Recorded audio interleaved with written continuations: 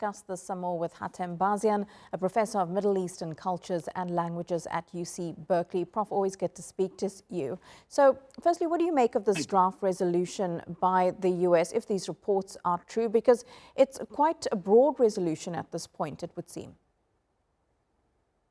It is very broad, and it also is a enforcement international security force with enforcement capacity rather than a peacekeeping force. So it's not a peacekeeping force, it's an enforcement with the ability specifically to actually disarm what they call non-governmental organizations. So it seems to be that it's a task that is being given to this newly formed or newly proposed idea of international security force. It also indicates that Israel will have a major role to play with coordination with Egypt. So if Israel, which facing the international community with genocides in the International Court of Justice, will be still responsible for engaging in coordinated security operations in Gaza rather than actually the United States or the countries that are proposing to bring forces into Gaza, actually securing Palestinians from the Israeli committing genocide and continue to bombing.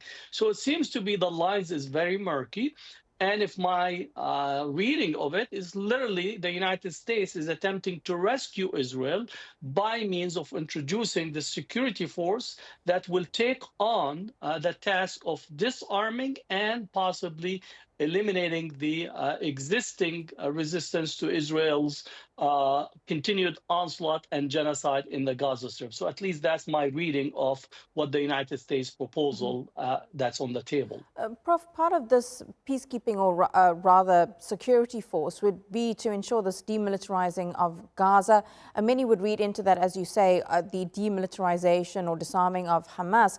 But what then about Israel's military presence in the Strip? Would it also look to ensure that there are no more Israeli soldiers in Gaza? That's not what I read the text that appeared in the Axios site.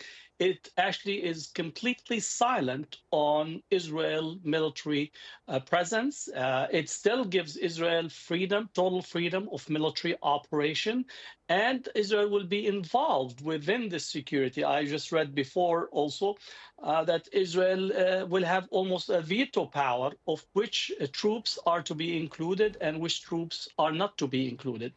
I do think we need to step a little bit back and to say, what is the framework or the determination of the Gaza Strip? If it's an occupied area, then the international community, including the United States, the UN Security Council, and the UN, has to treat the Palestinians as a protected population, subject to the need by the international community to protect the population against the aggression of an occupying power.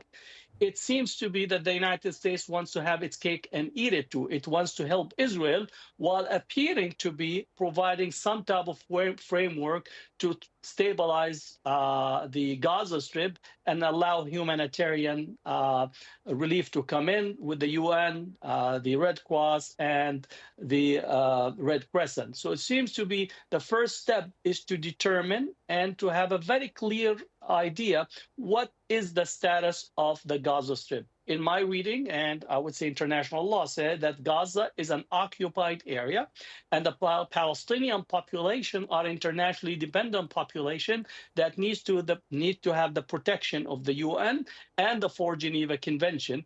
But nothing of this sort is what being proposed by the United States.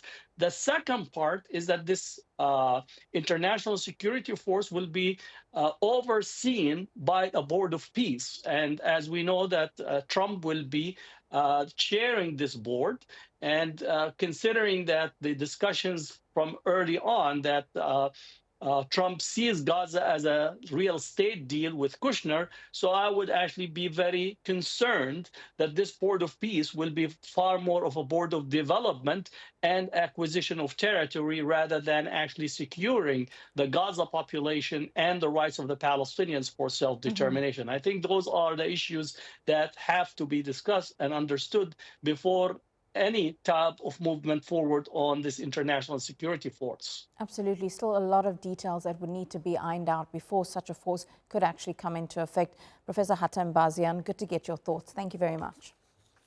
Thank you.